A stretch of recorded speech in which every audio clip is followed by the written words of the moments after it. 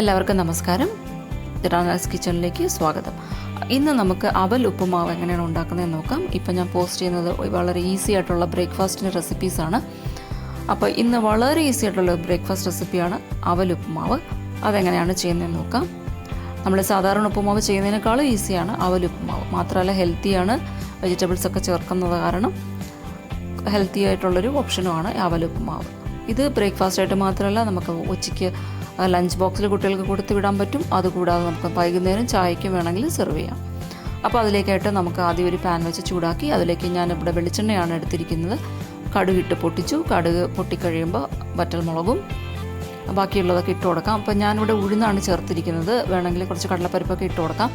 പിന്നെ നമുക്ക് താല്പര്യമുണ്ടെങ്കിൽ കുറച്ച് കാഷ്നട്ട്സും ഡ്രൈ ഗ്രേപ്സും ഒക്കെ ചേർത്ത് കൊടുക്കാം. അപ്പോൾ അതൊക്കെ നമ്മുടെ ഇഷ്ടത്തിനനുസരിച്ച് അഡീഷണൽ ആയിട്ടൊക്കെ ചേർത്ത് കൊടുക്കാം. അപ്പോൾ ഇതൊക്കെ ഒന്ന് ചുമന്ന് വരുമ്പോഴേക്കും ബാക്കിയൊക്കെ ചേർത്ത് കൊടുക്കാം. ഇവിടെ ഞാൻ ഇഞ്ചി ഇങ്ങനെ ക്രഷ് ചെയ്താണ് വെച്ചിരിക്കുന്നത്, അതാണ് ചേർത്ത് കൊടുക്കുന്നത്. അപ്പോൾ ഇത് കഴിക്കുമ്പോൾ നമുക്കൊരു ഡിസ്റ്റർബൻസ് ആവില്ല, ഇഞ്ചിയുടെ ഒരു ഡിസ്റ്റർബൻസ് കാണില്ല. ഇപ്പം നമുക്കിത് കുറച്ച് കഴിയുമ്പോൾ എടുത്ത് മാറ്റാൻ വേണമെങ്കിൽ ഇഞ്ചിയുടെ ഫ്ലേവർ അങ്ങ് ഇറങ്ങും. ഞാനിവിടെ ഒരു പകുതി സവാള എടുത്തിട്ടുള്ളൂ. സവാള കുറച്ച് ചേർക്കുന്നുള്ളൂ, കാരണം ഒരു കപ്പ് അവലാണ് എടുക്കുന്നത്. അപ്പോൾ അതിന് വേണ്ടിയിട്ട് ഒരു പകുതി സവാള, മീഡിയം സൈസിൻ്റെ പകുതി സവാളയെ ചേർക്കുന്നുള്ളൂ.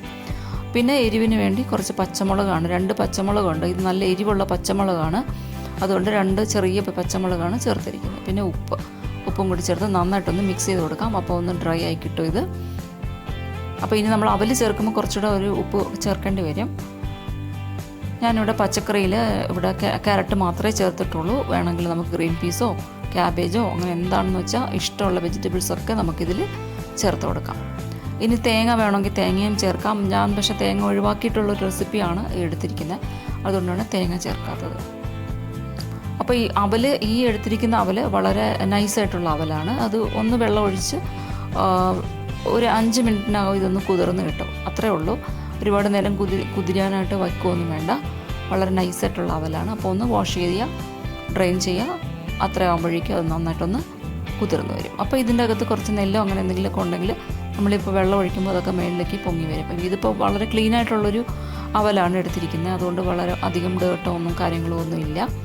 നെല്ലൊക്കെ ഉള്ള അവലാണെങ്കിൽ നേരത്തെ തന്നെ അതൊക്കെ പെറുക്കി മാറ്റിയതിന് ശേഷം ഇങ്ങനെ വെള്ളത്തിയിട്ട് ഒന്ന് കഴുകിയെടുക്കുക. ഇപ്പോൾ റെഡി ആയിട്ടുണ്ട്. ഇതിപ്പോൾ 5 മിനിറ്റ് വെച്ചാൽ മതി, നല്ലതായിട്ടൊന്ന് കുതിർന്ന് വരും. വളരെ നൈസായിട്ടുള്ള അവലാണ് ഞാൻ എടുത്തിരിക്കുന്നത്. വെള്ള അവലാണ് എടുത്തിരിക്കുന്നത്, ചുവന്ന അവൽ അല്ല എടുത്തിരിക്കുന്നത്. അപ്പോൾ നമുക്ക് നോക്കാം ഈ പച്ചക്കറിയൊക്കെ വെന്തിട്ടുണ്ടോയെന്ന്. ഇതിപ്പം ഏകദേശമൊക്കെ റെഡി ആയിട്ടുണ്ട്. അപ്പം ഞാൻ നേരത്തെ പറഞ്ഞു, വേണമെങ്കിൽ നമുക്ക് കാഷ്നട്ട്സോ ഡ്രൈ ഗ്രേപ്സോ ഒക്കെ ചേർത്ത് കൊടുക്കാം. ഇനി കുറച്ച് മഞ്ഞൾപ്പൊടി ചേർത്ത് കൊടുക്കാം. മഞ്ഞൾപ്പൊടിയുടെ ഒരു സ്മെല്ലൊന്ന് മാറുന്നത് വരെ ഒന്ന് വഴറ്റിയതിന് ശേഷം അവലും കൂടെ ചേർത്ത് കൊടുക്കാം. അപ്പോൾ വളരെ പെട്ടെന്ന് ചെയ്യാൻ പറ്റുന്ന ഒരു ബ്രേക്ക്ഫാസ്റ്റാണിത്. ടേസ്റ്റിയാണ്, ഹെൽത്തിയാണ്. അധികം ഇൻഗ്രീഡിയൻസ് ഒന്നും ആവശ്യമില്ല. നമ്മുടെ വീട്ടിൽ എന്തൊക്കെ ഉണ്ടോ അതൊക്കെ മതിയാവും ഇത് ചെയ്യാനായിട്ട്. അപ്പോൾ ഉച്ചയ്ക്ക് ടിഫിൻ ബോക്സിൽ വെച്ച് കൊടുക്കാം.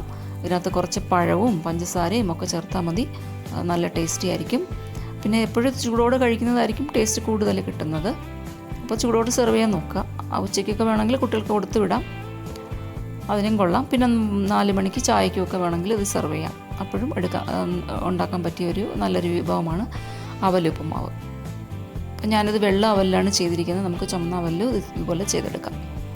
അപ്പം എല്ലാവരും നമ്മുടെ ഈ ബ്രേക്ക്ഫാസ്റ്റ് റെസിപ്പീസൊക്കെ ഒന്ന് കാണുക.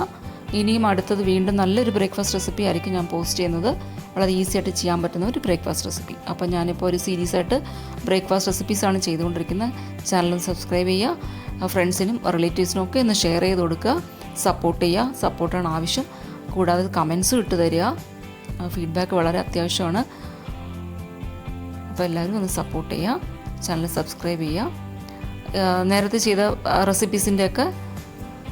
കുറച്ച് റെസിപ്പീസിൻ്റെയൊക്കെ ലിങ്ക് ഞാൻ താഴെ ഡിസ്ക്രിപ്ഷൻ ബോക്സിൽ കൊടുക്കാം.